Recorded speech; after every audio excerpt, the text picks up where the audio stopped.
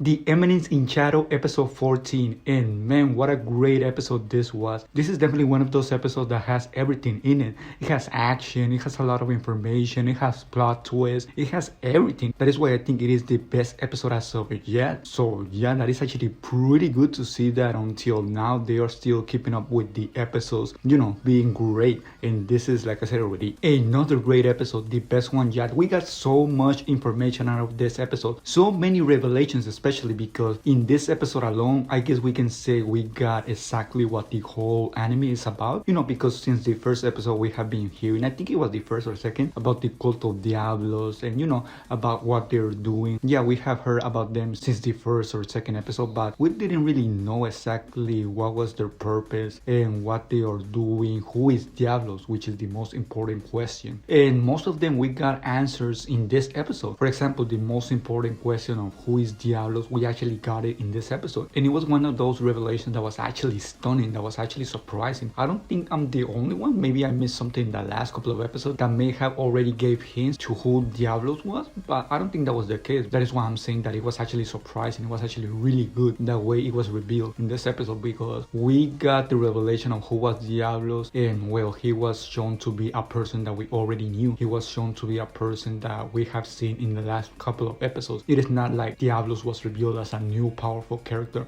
as a new introduced character. No, it was not like that. It was like we already knew him since past episodes, which, like I said already, makes it even more surprising, because we didn't really had hints that he was actually, or I should say that she was actually Diablos. And well, yeah, that happened in this episode. And well, of course, you already know, but Diablos is actually the witch Aurora. And yeah, it came out of nowhere, because I actually didn't expect her to be Diablo. I just expected her to be another character, potentially an interesting character, a witch, someone that was tied in the sanctuary. And yeah, but no, that was not the case. She's actually more important, really important than I thought she was. And the way she was handled throughout this whole episode was actually also pretty interesting, because I actually speculated in the last episode that she was going to make it alive and that she was going to maybe join Shadow Garden. And some things were true, but some things were definitely not true. For example, I said that she was going to come out alive, and in one way she did, but in another way she didn't, because she was just, I guess you can say, a memory that was in the sanctuary. She was not really a person, a physical person, although I thought she was actually a physical person. The whole sanctuary thing was not really explained very well, but I guess now we know that everything inside there was just memories. The witch, Olivia, and all of them. So yeah, in a way, I guess you can say she did that, because that version of her that was in the sanctuary actually died. But at the same time, she did sort of imply that she was still alive, because she did say that she was somehow going to wait for Sid to maybe rescue her or meet her or something like that. It could also mean that she's waiting to be revived or to be untied, or I don't know how you can call it. But yeah, she did sort of imply that she is still alive in some way or another, or that she will get revived or something like that. So yeah, it's here and there where you see Diablos at. And I wonder, when Diablos gets reintroduced again, I wonder if she is going to have the same memories that the version in the sanctuary had. I don't know if those memories go to the original version, I guess you can say, or if they die with her. So yeah, that will actually be interesting to see. Maybe the new version of Diablos, or to be more correct, the original, the real version of Diablos. I wonder if she will be evil, because yeah, if she doesn't retain her memories of the sanctuary, maybe she can actually be a bad person, because it was hinted in the past episode that she is actually, well, known for causing destruction and for being an evil witch, which would imply that Diablos is also that, an evil, powerful being. So who knows, maybe she will actually be bad. I guess it depends on a lot of things, but it will actually make sense if she was actually evil, because she's the boss, she's the final boss, the strongest enemy out there. And we also got a pretty epic fight between the hero Olivia and Sid, or I should say the copies of the hero Olivia, because they are not really the real Olivia. So yeah, it was actually a pretty epic fight. It was so cool how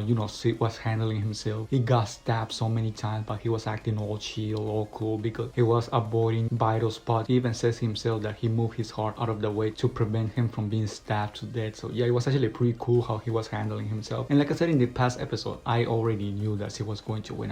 Sid is probably the strongest character, so yeah, there is no surprise there. So yeah, it was pretty epic how he handled himself, how he defeated that first hero Olivia, because that is another thing that I actually wasn't expecting was going to happen. I actually didn't expect him to defeat her like that, just by biting her on the neck. Yeah, that came out of nowhere, pretty surprising to be honest. And the other copies of the hero Olivia were defeated by the blast that Sid does always, that pretty powerful blast. Yeah, pretty easily they got taken down, even though Sid for the most part had his magic absorbed. But yeah, when he figured out how to get over that situation, you know, his magic from being absorbed, well, it was basically game over at that time. And the second part of the episode was basically all politics, which is not something bad, to be honest. I actually enjoyed those type of episodes, although this episode was not only that, only the second half of it was that. And we got some really interesting stuff out of the second part. For example, we know now that Oriana, Alexia, and Beta are going to make an alliance, you know, to basically get more powerful, to potentially learn a little bit more about Shadow Garden, the cult of Diablos, and basically just have their backs, you know, so they feel a little bit stronger, a little bit safer. Although Beta is just doing it because she wants information, she wants connection that Oriana and Alexia have. So yeah, we also got some really interesting words from Iris when she was speaking with Alexia. Apparently she will participate in the Bushin Festival or something like that, the fighting festival in where the strongest knight participate, and whoever comes out on top basically is the strongest. And well, Iris is doing it because she wants to up the morale of the knights. She wants to be